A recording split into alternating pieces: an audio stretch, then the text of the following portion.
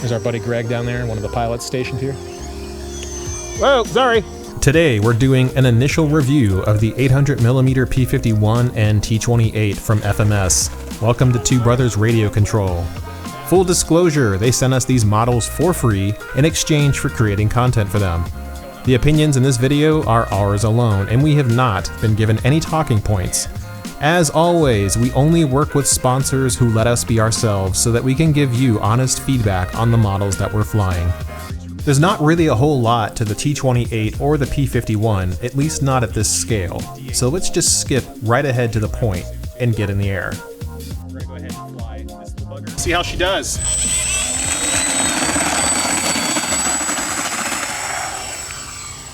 Flying pretty good. Tiny little thing. Okay, let's put her hands off and just feel it out. Literally hands off the stick. Here we go. Now we're back into the power. There is no rudder to speak of. I even tried to give it as many rates as I could give it. Physically maxed out the travel and everything, and it just does not have any rudder authority. But I did give it full aileron authority. As you can see, the way it rolls. Try to slow it down for you. We are flying with AS3X enabled. If I turn that off by using the sliders, you'll see that when I let go of the stick, the plane instantly, well, instantly is probably the worst word to use here. The plane will continue rolling a little bit. It will not knife edge. I mean, well, I guess it kind of does. That's full rudder right now. You be able to keep up here? Yeah. Okay, let's go invert it one more time, give a check for it, see how it feels. Slightly nose heavy, which is okay. Having to give it some stick up pressure here. It's an interesting little model. Really not a whole lot you can do with it aside from maybe try to make some cool Instagram reels or something by like getting real close to you here. And by real close, I mean full throttle, turn around, woo, and let her glide in right in front of you. Here's some turbulence at this airport that we like to call wind shear. That's not really shear, but that's more like just regular light to moderate turbulence for a plane like this. It's getting bumped around a bit. Does some nice rolls. Add a little bit of loading to the wings by pulling the elevator as you roll. You can get some nice effects. Let's go up and just make it kind of do some crazy stuff. Go up and stick smash. Very nose heavy, as you can see. Whew, took me a minute to get out of that. So if this is going to be a plane, I'd say that you want to get into if you are looking for nice, relaxed flying and just having fun. Heck, you could probably fly this in my cul-de-sac. Will's been there. It would be kind of fast. I wouldn't be able to really get it to slow down, but I could go in circles like this. Probably wouldn't recommend it, but it would work. Let's go ahead and do a couple touch and goes here. All right. Stay out of your way. Worst touch and go ever. Whew. God, that was awful. That was really awful. But you can see the plane's durable, right? Right. Yeah, it did. It definitely handled it. Yeah. And then it wasn't even grass, so yeah, durable landing gear. Durable. Let's try that again. Get a better approach this time. I'm better than this. Okay, there's no rudder to speak of, so it's kind of hard to course correct when the plane's starting to get blown off by a crosswind, which is what we were starting to get there. It tried to just kind of stay on the grass line of the taxiway. There we go. We got it now. We have to bank and yank it. That was a better landing. Let's go ahead and check the battery voltage real quick. I do not have any kind of telemetry in here. We'll bring it over here to us. Get an idea of what it's going through. Okay. Yeah, that's storage voltage. How many minutes of flight did we get? 3 minutes and 3 seconds. So I think we actually will wrap this into take two different models and put them into one video. So let's go ahead and go through the overview of this one before we move on to the P51. Give you some initial impressions and thoughts on it. I don't like that the rudder has almost no effectiveness. This thing barely moves. So even with me setting it to the innermost hole and adjusting the servo arm on the rudder, you can see that I actually put a new one on here, or at least I think no, I didn't. That was the P51, sorry. Anyway, even with adjusting it to the centermost hole on the plane, innermost rather, it just kind of doesn't do what I want it to do. So rudder-wise, this is not a plane you're going to be able to do a lot of stick and rudder work with. The rudder is not really there to speak of. It's just kind of decorative. It can kind of do a couple of things, but you got to be really fast for this thing to have any effect. The ailerons, I've set them up so that they can move ridiculously well. At full speed, this thing would do rifle rolls, no problem. Elevator's kind of weak, but it's not bad. All in all, I'd say it's a good trainer plane, but if you're looking to get into stick and rudder work, this is probably not going to be the plane that you're going to want to go with, mostly because the surfaces are just kind of limited. So if you want to learn how to fly, it's a good choice. If you want to learn how to fly better, this is not going to be the plane that we'd recommend for that. So if I was to give it a score out of 10, as we often do on this channel, based on all that, and the quality of the hinges is pretty good for a plane like this. It's built well. Like you can see me giving it some wing flex. Like you're never going to be able to break this plane up in mid-flight. It's never going to happen. It's built too well for that. The gear, pretty robust. Even though they're wire springs, you don't need a whole lot. This plane barely weighs anything. Like it's almost flying in this wind right now. If I was to let go of it, you can see it kind of generates a little bit of lift off that wind.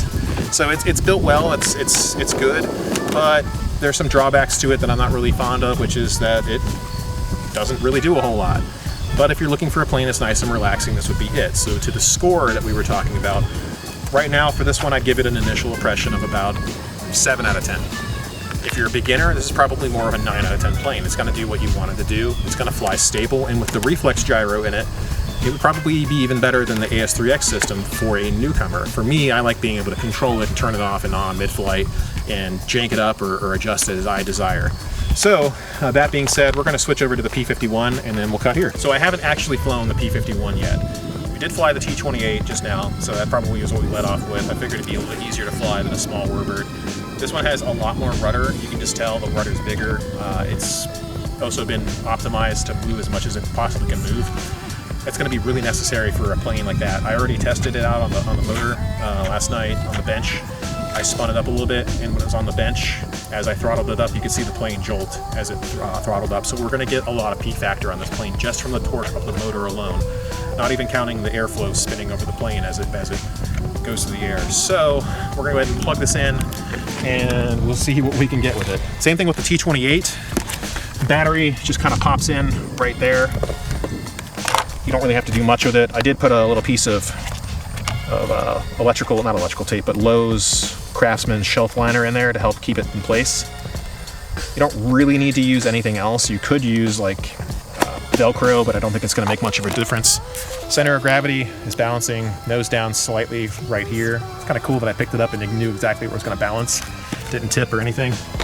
Okay, let's go ahead and skip to it. Get some quick taxi on the ground, see what's rubber and then get her up. That has got some torque. Flying pretty good already. I like it. Very quiet. It is. I'm glad I gave it that amount of elevator throw that I gave it so I can really jank it around if I need to. It's always better to have more throw than not have enough when you actually need it. You find that you're in a situation where the plane's starting to stall and go into the ground and there's nothing you can do about it. I do wish it had retracts, but at this size and scale and weight, all it would do is really muck up the plane and make it fly worse. Do we have a little bit of roll compensation we need to add in the trim? Let's take it upside down. Line up for it. You can see it handles aggressive banked turns with half throttle, no problem. So it's actually pretty lightly loaded for a plane. I'm actually pretty impressed with how it's handling. A little turbulent out here, so you're getting jostled around.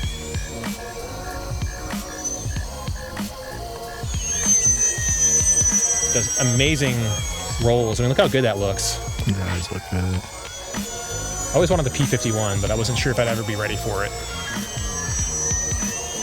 See, it's stalled out as I held the elevator. Let's do some stall testing with it real quick. Again, go vertical, pull, just hold it. See how it starts to... Yeah, it just was wanting to fall out the sky. Yep.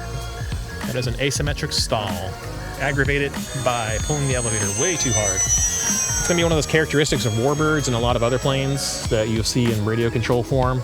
When the stall forms, it forms instantly, and there's not a whole lot you can do about it except throttle up and let off the elevator. Turning with rudder, pretty effective. Added a little bit of elevator to it. Oh, there's a stall right there. Yep. Literally just pulled and it just rolled right out of it. Just trying to do a 4-point roll and it got a little squirrely.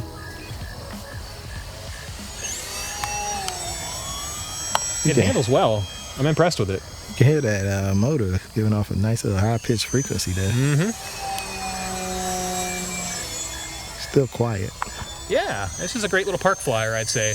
You can take this to any park and fly it around comfortably, and if it hits something, you don't really have to worry about it too much because it barely weighs anything. The prop would be the biggest problem. Oh, you lost me on that one. That's okay. Gotta find you. Gotcha. Yeah, unfortunately, there's not a whole lot of cloud, so I don't want to go up high much.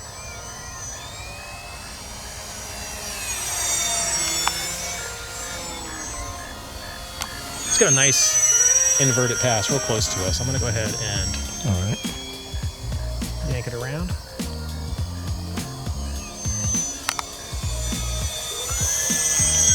Terrible pass. It got a little weird and I didn't plan for it correctly. That's okay. Never said I was perfect. All right.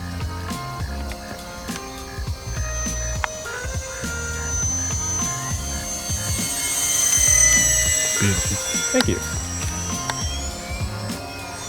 Probably gonna want to bring it in soon. I guarantee that that battery's probably close to 3.7. Gonna go push the sticks.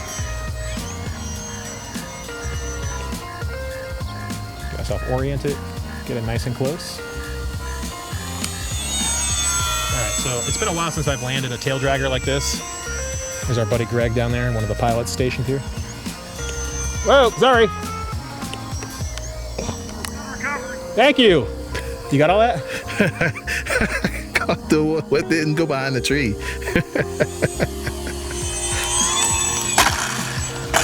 Jeez, that was terrible. You all right, buddy?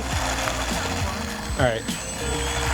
So that was called stupidity right there. Absolute stupidity on my part, flying a plane like that, and I got a little distracted, and honestly just made mistakes, and it happens, right? And the important thing is being able to like get out of those mistakes. The plane still looks like it's in good shape, but you can see that stall characteristic people talk about with Warbirds. They are not friendly to stalls. They will beat the crap out of you if you're not expecting them. I'm actually legitimately surprised I didn't hit anything over there. Not that this thing could do any damage to anything. Even if it hit my car or your window, it wouldn't do anything. It weighs basically nothing at all. So, but yeah, as far as reviews go, I'd say for this plane, it's not for the beginner. You could get it at beginner pricing. I think it's like 200 bucks, maybe 150. But the problem with it is that P factor on the torque. When I went to torque up and that thing started spinning out on its own, that was part of the problem. Also part of the problem is pulling the elevator too hard. So it's not an easy plane to fly, but it is fun if you respect the limits that it has. You can't just sit there and jank it around all the time. Overall, I'd say it's a pretty good model, even though the little heart attack I had notwithstanding. I'd say it's about a solid 8 out of 10. It's got nice hinges all over it, nice rudder authority, way more than the T-28 down there. It looks great. I'm surprised they put as much detail into it as they did. Maybe we should take all the stuff off of it and fly it without anything, but I don't want to break the prop. We'll come back with it in a little bit. Thanks for watching, guys.